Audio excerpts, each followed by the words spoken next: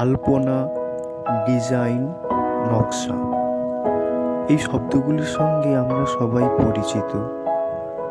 বিশেষত সাধারণ ঘরের গৃহিণীরাও এর সঙ্গে ওতপ্রোতভাবে যুক্ত। কিন্তু এই আলপনা বা ডিজাইন এগুলোর সূত্রপাত কোত্থেকে হলো জানেন কি?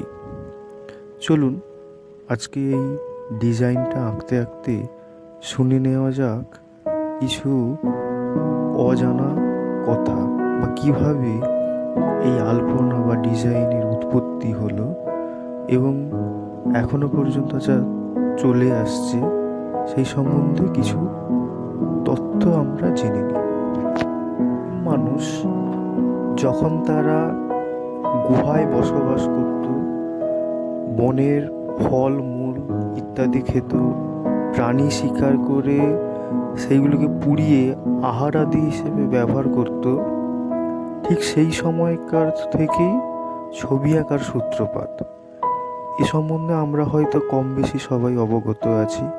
বিশেষত আমাদের অজন্তা ইলোরার যে গুহাচিত্র রয়েছে সেইগুলোই আদিম মানুষের যে ছবি আঁকার সূত্রপাত ঘটেছিল সেই সময় থেকে তার একটা উৎকৃষ্ট প্রমাণ হিসেবে আজও পর্যন্ত সেগুলো আমাদের কাছে রয়ে গেছে।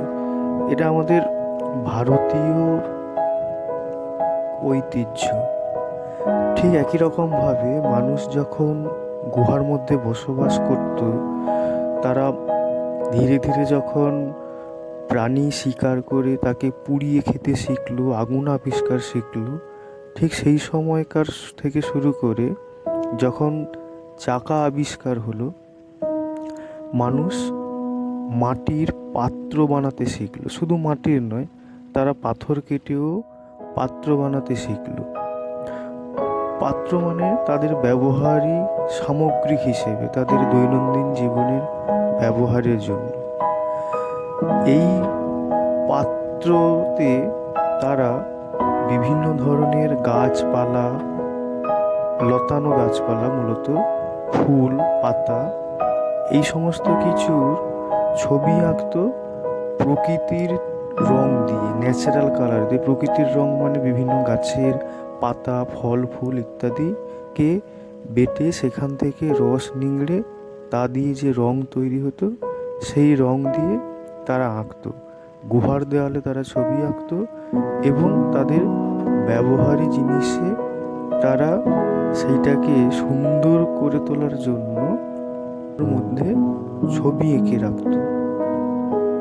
মানুষের সেই যে সৌন্দর্য ধারণা, সেই ধারণা ক্রমে আমাদের মধ্যে বিবর্তিত হতে হতে এখন আমরা বিয়ে বাড়িতে হাতে মেহেন্দি করতে আলপনা বা ডিজাইন শরণাপন্ন হই, কিংবা লক্ষ্মী পুজো, মকর সংক্রান্তি থেকে শুরু করে যাবতীয় যে কোনো অনুষ্ঠানে সেই অনুষ্ঠানের বাহ্যিক রূপটাকে আরও সুন্দর করে তোলার জন্য আলপনা বা ডিজাইন দিয়ে থাকি।